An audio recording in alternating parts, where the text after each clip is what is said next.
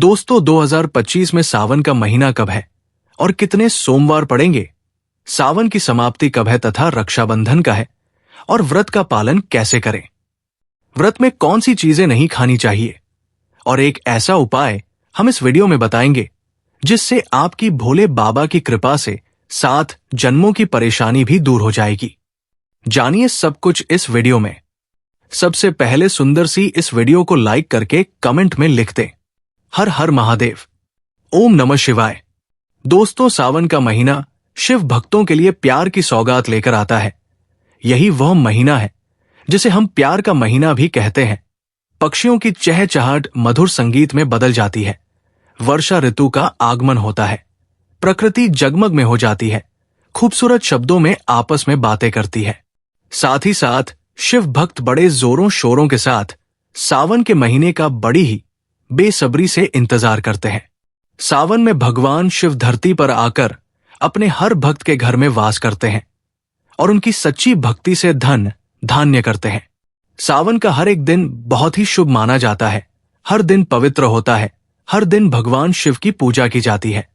लेकिन सोमवार के व्रत की बात ही कुछ और होती है, पवित्र और शुभ दिन होता है सोमवार का दिन। इस दिन व्रतधारी व्रत रखकर संपूर्ण फलों की प्राप्ति करते हैं और अगले दिन सावन के पवित्र महीने में फिर से सोमवार के आने की कामना करते हैं ताकि सावन में हम व्रत का फिर से संपूर्ण पालन और फल प्राप्त कर सकें। दोस्तों, आपको बता दें, इस बार सावन का महीना 2025 11 जुलाई और शुक्रवार के दिन पड़ेगा। सावन की समाप्ति होगी 9 अगस्त शनिवार के दिन और इस दिन रक्षाबंधन का त्योहार भी मनाया जाएगा। दोस्तों, आप जानते हैं सावन के पवित्र महीने में कितने सोमवार पड़ेंगे और आपको कितने व्रत रखने हैं, आइए जानते हैं। सावन मास का तीसरा दिन 14 जुलाई दिन सोमवार है। सावन का दूसरा सोमवार व्रत 21 जुलाई दिन सोमवार है। तीसरा सोमवार व्रत 28 जुलाई। सावन का पवित्र चौथा व्रत 4 अगस्त के दिन पड़ेगा और 9 अगस्त के दिन श्रावण समाप्त होंगे। दोस्तों, ऐसे में कुल मिलाकर 4 सोमवार पड़ेंगे। दोस्तों, ऐसे में हम जानते हैं सावन के पवित्र महीने में कौन सी गलती नहीं करनी चाहिए जिससे कि शिव नाराज न हो। और सावन व्रत में ये फल तो कभी मत खाना, नहीं तो भगवान भोले बाबा आपसे क्रोधित हो सकते हैं, आपका व्रत टूट सकता है। आइए जानते हैं कुछ ऐसी सावधानियां जिसे भूल कर भी नहीं करना चाहिए। दोस्तों, नंबर 1, शास्त्रों में कहा गया है कि व्रतधारी को उधार मांगकर फल आदि नहीं खाने चाहिए, इससे पाप लगता है और व्रत अधूरा रह जाता है। सोमवार का व्रत हो या कोई भी व्रत क्यों ना हो, पड़ोसियों से मांग कर भी व्रत आदि में फल वगैरह नहीं खाने चाहिए। व्रत में उधार मांग कर खाने से व्यक्ति का व्रत झूठा हो जाता है। ईश्वर की शरण में आने पर व्यक्ति को झूठ नहीं बोलना चाहिए, कर्ज नहीं लेना चाहिए, चुगली आदि नहीं करनी चाहिए, उधार मांग कर भी नहीं खाना चाहिए। अगर आपको कोई अपनी मर्जी से खाने के लिए व्रत में कुछ देता है तो उसे आप खा सकते हैं, लेकिन व्रत में कम से कम उधार मांगकर फल आदि नहीं खाना चाहिए, इससे पाप लगता है और व्यक्ति की पवित्रता भंग हो जाती है। दोस्तों, नंबर 2, सोमवार का व्रत हो या सावन का व्रत, आपको नाशपाती नहीं खाना चाहिए। दरअसल इस फल का नाम नाशपति यानी नाश करने वाला होता है, इसलिए इस फल को व्रत में नहीं खाना चाहिए। व्रत आदि को छोड़कर किसी और दिन आप कभी भी खा सकते हैं, लेकिन अगर जिस दिन आपका व्रत हो उस दिन नाशपाती का सेवन नहीं करना चाहिए। भगवान को भी नाशपाती नहीं चढ़ाना चाहिए। दोस्तों, नंबर 3, कुट्टू या सिंघाड़े का आटा खाने से भी आपका व्रत टूट सकता है। आपको बता दें, लंबे समय से रखा हुआ आटा आपका व्रत भंग कर सकता है। दरअसल पुराने आटे में गुण आदि कीड़े वगैरह पड़ जाते हैं जो ठीक तरह से दिखाई भी नहीं देते। ऐसा आटा खाने पर दरअसल आप मांस का सेवन करते हैं और व्रत में कीड़े खाना घोर पाप के बराबर माना गया है और आपका व्रत भी भंग हो जाता है। व्रत में ताजा आटा खाना चाहिए। लंबे समय से रखे हुए आटे में कीड़े पड़ जाते हैं, ऐसा कभी न करे। प्रति हमेशा शुद्धता में ही रखना चाहिए। सावन का महीना बड़ा ही पवित्र महीना माना गया है, इसीलिए ये 5 चीजें भगवान शंकर के पास कभी न रखें। तो चलिए जानते हैं। दोस्तों, नंबर 1, जहां रखा हो शिवलिंग या महादेव की कोई भी प्रतिमा तो वहां पर भूल कर भी चप्पल जूते लेकर नहीं जाना चाहिए। जरा सोचिए, जब आपके कमरे में कोई चप्पल लेकर प्रवेश करता है तो आपको कितना क्रोध आता है। इसी कारण महादेव भी आपसे नाराज हो जाते हैं और आपको मिलने वाला फल नष्ट हो जाता है। ऐसे में मंदिर में नंगे पांव ही प्रवेश करना चाहिए, क्योंकि चमड़े की चप्पल हमेशा अशुद्ध रहती है। इससे देव शक्ति नाराज होती है। दोस्तों नंबर 2, अक्सर महिलाओं को मासिक धर्म आ जाता है और वो बिना किसी को बताए पूजा पाठ कर लेती है, जो कि शास्त्रों में वर्जित माना गया है। इस समय महिलाओं को जानकर भी अनजान नहीं बनना चाहिए। अगर आपको मानसिक पीड़ा है तो घर के बने मंदिर में या बाहर बने मंदिर में कभी प्रवेश नहीं करना चाहिए। इससे देव शक्तियां नाराज होकर आपसे क्रोधित हो सकती है। ऐसे समय में शिवलिंग को छूना घोर पाप के बराबर माना गया है। जरा सोचिए, ऐसी अवस्था में जब महिला को बुरा लगता है तो ईश्वर को कितना बुरा लगेगा। इसीलिए महिलाओं को ऐसी अवस्था में मंदिर यात्रा, घर में पूजा पाठ, भगवान की प्रतिमा को छूना या तुलसी में पानी भी नहीं डालना चाहिए। तुलसी का पौधा भी सूख जाता है। जब देव शक्तियां नाराज होती है तो लाजमी है कि घर में कंगाली और गरीबी लड़ाई झगड़े होने लगते हैं। ऐसा कभी मत करना। दोस्तों नंबर 3, शास्त्रों में बताया गया है कि जहां होता है शिवलिंग तो वहां पर सभी शक्तियां सक्रिय रहती है। अगर घर में होता है शिवलिंग तो वो व्यक्ति महादेव की कृपा सदैव पा लेता है। वाष्प शास्त्र के अनुसार शिवलिंग से हर वक्त ऊर्जा का संचार होता रहता है। इसीलिए शिवलिंग पर जलधारा हमेशा होनी चाहिए, जो ऊर्जा को शांत रखता है। कुछ लोग अपने घर में शिवलिंग तो रख लेते हैं, लेकिन वो एक हफ्ते के बाद जल चढ़ाते हैं, जो कि बिल्कुल भी अच्छा नहीं माना जाता। अगर आप जल नहीं चढ़ा सकते तो आप अपने घर में शिवलिंग स्थापित कभी ना करें, जो कि गरुड़ पुराण में बताया गया है। इससे उल्टा घर में विनाश होता है। दोस्तों नंबर 4, शास्त्रों में बताया गया है कि तुलसी और महादेवी का बैर माना गया है। इसी कारण तुलसी में शिवलिंग और गणेश की प्रतिमा को नहीं रखा जाता है। कई लोग जाने अनजाने में शिवलिंग को तुलसी में रख देते हैं और घर में परेशानियां आना शुरू हो जाती है। इससे महाशक्तियां क्रोधित हो जाती है। शिवलिंग पर तुलसी भी नहीं चढ़ाना चाहिए। तुलसी में और शिवलिंग में कुछ दूरी होनी चाहिए। दोस्तों नंबर 5, घर का मंदिर या बाहर का मंदिर, किसी भी मंदिर में ऐसे व्यक्ति को प्रवेश नहीं करना चाहिए जिसने स्त्री प्रसंग अर्थात संभोग किया हो या उसने मांस खाया हो। अगर आप शारीरिक रूप से गंदे हैं तो मंदिर के आसपास भी नहीं जाना चाहिए। घर के बने मंदिर में कोई कपड़ा आदि डाल देना चाहिए। जरा आप ही सोचिए, क्या आप मांस खाकर या स्त्री के साथ शारीरिक संबंध बनाकर भगवान के पास जाएंगे और क्या वो आपसे प्रसन्न होंगे? बिल्कुल भी नहीं। वो आपसे क्रोधित हो सकते हैं और आपसे नाराज हो जाएंगे। शास्त्रों में इसे घोर पाप माना गया है। इससे व्यक्ति नरक में जाता है। ऐसा दुष्ट स्वभाव मनुष्य की बर्बादी का कारण माना गया है। ऐसा ना करे। ईश्वर के सामने हमेशा नहा धोकर मन पवित्र लेकर ही जाना चाहिए। इससे सभी शक्तियां आपसे प्रसन्न रहती है। दोस्तों, सावन के महीने में महादेव को ऐसे बेलपत्र कभी मत चलाना, बहुत ही अशुभ माना जाता है। दोस्तों, पौराणिक मान्यताओं के अनुसार बेलपत्र चढ़ाने से शिव जी का मस्तक शीतल रहता है। बेलपत्र से भगवान शिव की पूजा करने से दरिद्रता दूर होती है और व्यक्ति सौभाग्यशाली बनता है। इसे हनुमान जी भी प्रसन्न होते हैं, क्योंकि वे शिव के ही अवतार हैं और इस बात को शायद ही कोई जानता हो। दोस्तों, पहले आप ये जानें कि बेलपत्र का उपयोग और इसके लाभ कैसे मिलते हैं। दोस्तों नंबर 1, तीनों लोकों में जितने तीर्थ स्थल प्रसिद्ध हैं, वे सभी तीर्थ स्थल बेलपत्र के मूल भाग में स्थित माने जाते हैं। इस बात को शायद ही कोई जानता हो। दोस्तों नंबर 2, यदि बेल का वृक्ष घर के बीच या पूर्व दिशा में लगा हो तो घर में धन धान्य की कोई भी कमी नहीं रहती और परिजन खुशहाल रहते हैं।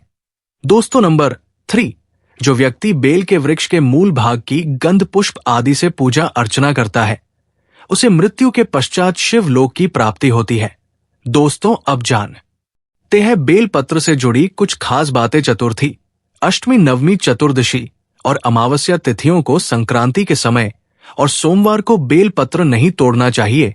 पूजा से एक दिन पूर्व ही बेल पत्र तोड़कर रख लें। दोस्तों, आपको बता दे, बेलपत्र कभी अशुद्ध नहीं होते।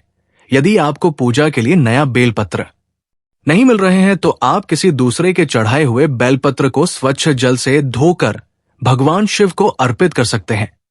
दोस्तों, बेलपत्र में 3 पत्तियां होनी चाहिए। कटी फटी पत्तियों का बेल पत्र भगवान शिव को अर्पित गलती से भी मत करना। कटी फटी पत्तियों को अर्पित करने से शिव का अपमान माना जाता है। और पत्रिका भी इसलिए बेल पत्र की पत्तियां एकदम साफ होनी चाहिए। दोस्तों, सावन के इस पवित्र महीने में अगर जिस व्यक्ति को 5 संकेत मिल जाएं, तो इससे ये पता चलता है कि महादेव आपकी भक्ति से बहुत प्रसन्न है और आपको धनी होने से कोई भी नहीं रोक सकता। तो चलिए जानते हैं। दोस्तों, नंबर 1, बैल का दरवाजे पर आना। महाराज भगवान भोलेनाथ के वाहन नंदी को भगवान शिव का द्वारपाल भी कहा गया है। नंदी महाराज को बुद्धि और ज्ञान का प्रतीक माना गया है।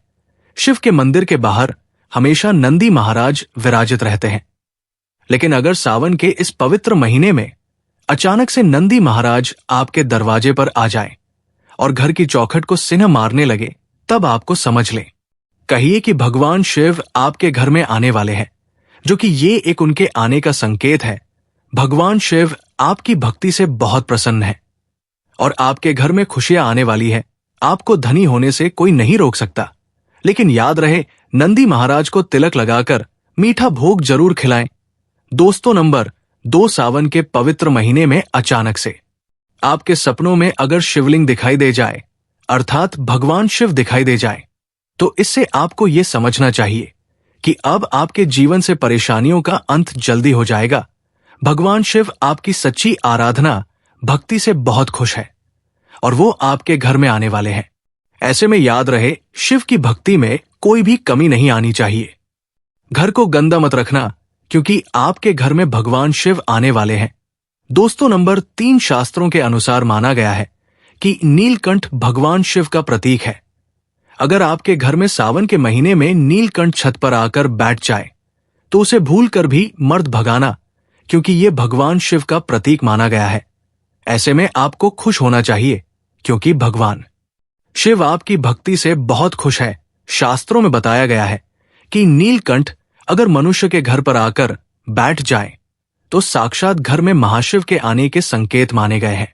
अब आपके बुरे दिन जाने वाले हैं। कहते हैं श्री राम ने इस पक्षी के दर्शन करने के बाद ही रावण पर विजय प्राप्त की थी। दोस्तों, नंबर 4, सावन के पवित्र महीने में अचानक से घर में काला सांप निकल आए तो बहुत ही शुभ माना गया है। इसे बिल्कुल भी ना मारें। ये भगवान शिव के आने का संकेत है। जिनकी भक्ति से महादेव प्रसन्न होते हैं, तब महादेव किसी खास अवसर पर ही अपने दर्शन देते हैं। सावन का महीना बहुत ही पवित्र महीना माना गया है। यही वह महीना है जिसमें भगवान शिव धरती पर आते हैं और उसी घर में अपना आवास बना लेते हैं जो सच्चा भक्त होता हो। सपनों में किसी मंदिर में नाग नागिन का जोड़ा देखना बहुत ही शुभ माना गया है। ये घर में शिव के आने के संकेत है। अब आपको खुश होने की जरूरत है। दोस्तों, नंबर 5, सावन के शुभ अवसर पर सोमवार के दिन डमरू की आवाज, घंटियों की आवाज सुनाई दे जाए तो ये अत्यंत शुभ माना गया है। इसका अर्थ यह है कि भगवान भोलेनाथ आपसे प्रसन्न है और जल्दी आपके घर और जीवन में प्रवेश करने वाले हैं, जिससे आपका आर्थिक संकट दूर होकर जीवन में सुख संपदा आने वाली है। महादेव आपसे बहुत खुश है। दोस्तों, आप जानते हैं सावन के पवित्र समय में मंदिर में घंटी बजाई जाती है। घंटा क्यों बजाया जाता है? ताली बजाई जाती है। मंदिर के अंदर कारण क्या है? शंकर के मंदिर में घंटी बजाई जाती है। शंकर के मंदिर में घंटी को क्यों बजाया जाता है? ताली बजाना क्यों न करा जाए? आता है शिव मंदिर में किस लिए करा जाता है?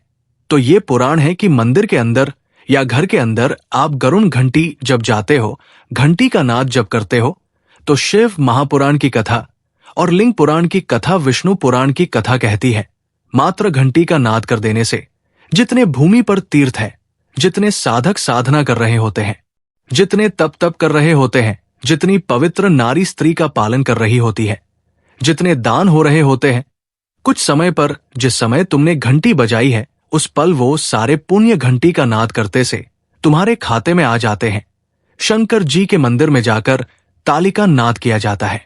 ताली शिव मंदिर में क्यों बजाई जाती है? मंदिर में ने भी बैठे होंगे, जो भजन कर रहे होंगे, जो साधना कर रहे हैं, अभिषेक कर रहा है, पूजन कर रहा है, 3 बार ताली बजाने से उनका सारा का सारा पुण्य हमारे खाते में आ जाता है, खिंचा चला आता है, हमारा भाग्य प्रबल हो जाता है, 1 सेकंड में हमारे खाते में आ जाता है और हमें लगता है हम शंकर को जा रहे हैं, शंकर को रिझाया शिव। जरूर देते हैं घर में गरुड़ घंटी का नाद करना। दोस्तों, इसलिए बच्चों को खेलने के लिए घंटी नहीं दी जाती। गरुड़ घंटी कोई खेलने को नहीं देता। दूसरा सामान दे देंगे पर गरुड़ घंटी नहीं देंगे। क्यों नहीं देते? क्योंकि गरुड़ घंटी का जब नाद किया जाता है तो सबका पुण्य हमारे खाते में जाता है। कोई साधारण है घंटी बजाना पूजन के समय, स्मरण के समय पर भजन आदि करना चाहिए, इसलिए घंटी भी हर कभी नहीं बजाई जाती। और आपसे भी निवेदन है, मंदिर में भी जाओ तो घंटी का नाद करो तो बड़े प्रेम से करो, ऐसे नहीं बजाओ बजाए जाओ बजाए जाओ। कई मंदिरों में मंदिर का पट बंद हो जाता है तो भी लोग घंटी बजा देते हैं। दोष लगता है भगवान अगर मंदिर में सो रहे हैं तो उस समय घंटी बजाना घोर पाप माना जाता है। जिस जगह पर ब्राह्मण विद्वान है, साधक है, संत है, साधु है, मंदिर अगर बंद होता है तो उसके साथ में घंटी के नीचे के भाग को रस्सी से ऊपर बंद दिया जाता है, जिससे बजे ना कहते हैं। अगर भगवान अगर विश्राम कर रहे हैं, सो रहे हैं, निंद्रा अवश्य है या पट बंद है, कुछ समय पट बंद का समय है और घंटी का अगर ना हो जाए तो कहते हैं 11 ब्राह्मण के भूखे रहने का दोष लग जाता है। जीवों को मात्र घंटी बजा देने पर अगर भगवान विश्राम में है, पट बंद, दरवाजा बंद और लिखा हुआ है समय मंदिर खुलने का समय 11 बजे से 3 बजे तक मंदिर बंद होने का समय, और तुमने यदि समय देख लिया, फिर भी तुमने तो देख लिया और तुम उस समय कह रहे हो मैं दूर से आया हूं, घंटी तो बजाऊंगा, तो ऐसा करने से कई लोगों के भूखे रहने का दोष आपको लग जाता है। घंटी बजाने का सबसे शुभ समय माना जाता है सुबह 4 बजे से लेकर सुबह 11 बजे तक अत्यंत दुर्लभ और मंगलकारी माना जाता है इस समय घंटी जाना। और रात के समय शाम 6 बजे से लेकर रात 11 बजे से पहले तक पूजा पाठ तथा घंटी बजा लेनी चाहिए, क्योंकि 12 से पहले तथा 12 के बाद मंदिर के पट बंद कर दिए जाते हैं। इस समय देवी देवता विश्राम करते हैं, निद्रा में चले जाते हैं। इस समय उन्हें जगाना मतलब घोर पाप का भागीदार बनने के बराबर है। आप अपने पुण्य नष्ट कर सकते हैं। दोस्तों, एक आखिरी ऐसा उपाय है जिसको अगर आपने सावन के पवित्र महीने में कर लिया तो दुनिया की कोई भी ताकत, कोई भी शक्ति आपको करोड़पति होने से रोक नहीं पाएगी। बस कर लेना। ये उपाय सावन बार बार नहीं आता है। उपाय जरूर करना। इस समय भगवान शिव सक्रिय अवस्था में होते हैं, जो मांगो अवश्य होती है हर कामना। दोस्तों, आज हम आपको बताएंगे मात्र कुछ ही समय में आपके जीवन से कर्ज हमेशा के लिए उतर जाएगा। अगर न उतरे तो आप हमारे चैनल को सब्सक्राइब कर देना। हम आपको कागज, पेन, कॉपी आदि पर लिख कर दे सकते हैं कि मात्र कुछ ही समय में इस उपाय से आपका कर्ज तुरंत उतर जाएगा। घर से तमाम तरह की परेशानियां, ग्रह कलेश, पति पत्नी की परेशानी, नजर दोष, राहु दोष, मंगल दोष, पितृदोष, गरीबों का दोष, भयंकर कालसर्प दोष, शनिदेव का दोष बरसों पुरानी, यदि किसी की बद्दुआ, काला जादू अगर जीवन में किसी ने कर रखा है तो वो मात्र इस उपाय से पल भर में ही दूर हो जाएगा। दोस्तों, न कम न ज्यादा पूरे 5 काम आपको करने हैं। दोस्तों, अक्सर हम शौक के लिए क्या कुछ नहीं करते, यहां तक कि अपना घर तक गिरवी रख देते हैं। नौबत यह भी आ जाती है कि कुछ लोग तो कर्ज के कारण अपना घर तक छोड़ देते हैं। और वैसे देखा जाए तो कर्ज से बढ़कर कष्टप्रद कोई स्थिति नहीं होती। कर्ज एक श्राप की तरह होता है, जो अगर एक बार लग जाए तो बिना उपाय किए उतरता ही नहीं है। अगर आप भी कर्ज के बोझ से परेशान हैं तो इस उपाय का प्रयोग अवश्य करें। 2 से 8 दिन के अंदर लाभ मिलने लगता है। ये बात आपको शायद मजाक लगे, लेकिन मैं आपसे वादा करता हूं कि ये 100% सत्य है। लेकिन इसका लाभ लेने के लिए आपको 5 काम अवश्य करना है, तभी कर्ज से मुक्ति मिलेगी। तो चलिए शुरू करते हैं। सच्चे दिल से कमेंट बॉक्स में लिखें हर हर महादेव, ओम नमः शिवाय, एक लाइक जरूर करें। आज का वीडियो बहुत ही सुंदर है, इसीलिए एक लाइक आप पहले ही कर दें, क्योंकि आप लाइक करना भूल जाते हैं। आपका एक लाइक हमारे लिए बहुत ही कीमती है, बहुत ही प्यारा है। इसीलिए सावन के पवित्र महीने में भगवान शिव के लिए एक लायक तो बनता है। दोस्तों, 5 कामों में सबसे पहला काम है, सबसे पहला उपाय है, पक्षियों को दाना डालने से जिंदगी की बहुत सारी खुशियां मिलती है, जिसकी आप कल्पना भी नहीं कर सकते। पक्षी को हर शनिवार मंगल तलवार दाना डालने से जल्द कर्ज से मुक्ति मिलने लगती है। शिव पुराण के अनुसार भगवान शिव कहते हैं, यदि व्यक्ति के जीवन में कर्ज हो तो उसी समय उस व्यक्ति को पक्षी को दाना डालना चाहिए तथा पानी पिलाना चाहिए।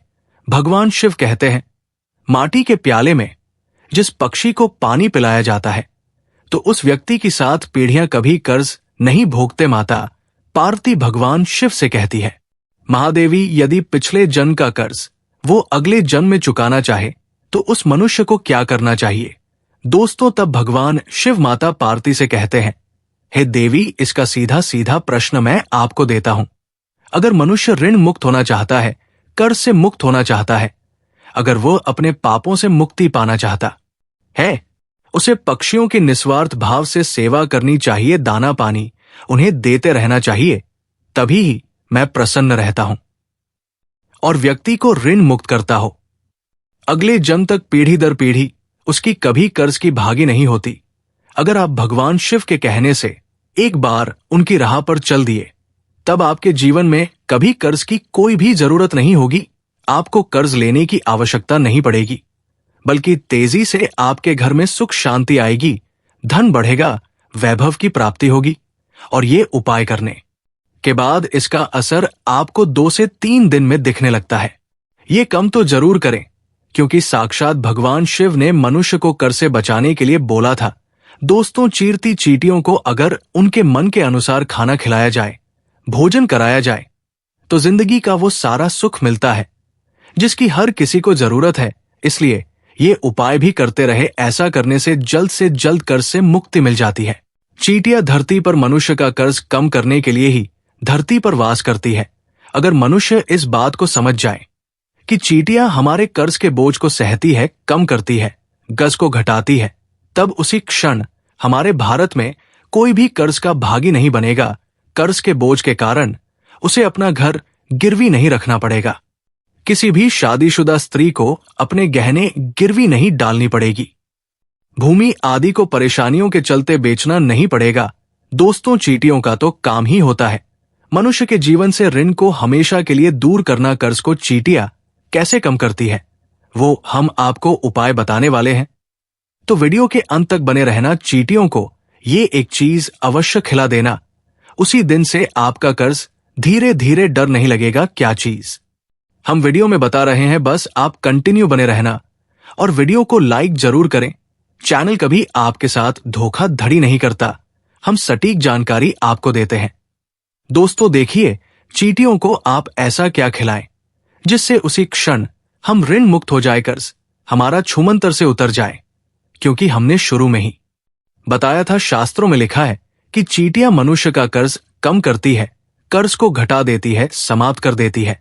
बस चींटियों को खिला देना, ये एक चीज शास्त्रों के अनुसार माना जाता है कि जब यमराज के दूत मृतक के शरीर से उसकी आत्मा यमराज जी के पास लेकर के जब पहुंचते हैं, तब उसे कुछ याद नहीं रहता, तब उसके कर्म ही छीनती उसके कान तक पहुंचकर याद दिलाती है और तब वो यमराज जी के सामने बोल पाता है। चींटियों को गुरुवार, शनिवार, मंगलवार और बुधवार के दिन यदि बेसन के लड्डू सुनते रहिए, यदि सावन के महीने में बेसन के लड्डू खिलाए जाए तो चींटियां प्रसन्न हो जाती है और मनुष्य को आशीर्वाद देती है। चींटियों को ग्रहों की रानी कहा जाता है। नवग्रह का चींटियों में साक्षात वास होता है। वेद पुराण के अनुसार साक्षात चींटियां माता लक्ष्मी को आपके घर तक ला देती है। घर में माता लक्ष्मी को लाने का सबसे बड़ा हाथ चींटियों का ही होता है, क्योंकि चींटियां प्रसन्न तो माता लक्ष्मी भी प्रसन्न। बेटियों को चीनी खिलौने से ग्रह शांत होते हैं। ग्रह यदि एक बार शांत हो जाए तो मनुष्य खुद ब खुद राजा बन जाता है। करोड़पति महाधमनी घर में तेजी से धन चुंबक की तरह खिंचा चला आता है। ये दूसरा उपाय है।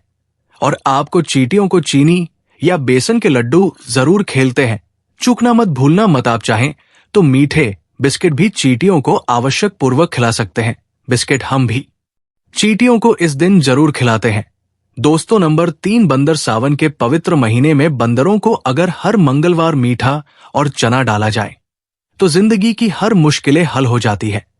जिसकी हर व्यक्ति को जरूरत है, बंदरों को खाना खिलाने से बजरंगबली बहुत ही प्रसन्न हो जाते हैं और आपके सारे कष्ट हर लेते हैं। एक बंदर को मंगलवार के दिन भोजन कराने से 10 हनुमान चालीसा का फल प्राप्त होता है।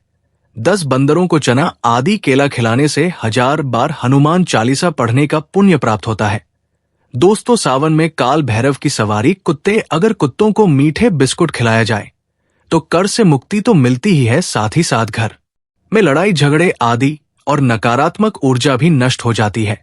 इसीलिए ये उपाय भी करते रहे। भगवान शिव को पशुपतिनाथ यूं ही नहीं कहा जाता है, इसीलिए काल भैरव की सवारी कुत्ते को भोजन अवश्य कराएं सावन में। दोस्तों, अब बात करते हैं नंबर 5, गाय। दोस्तों, शायद आप जानते नहीं, गाय में सारे देवी देवताओं का वास होता है।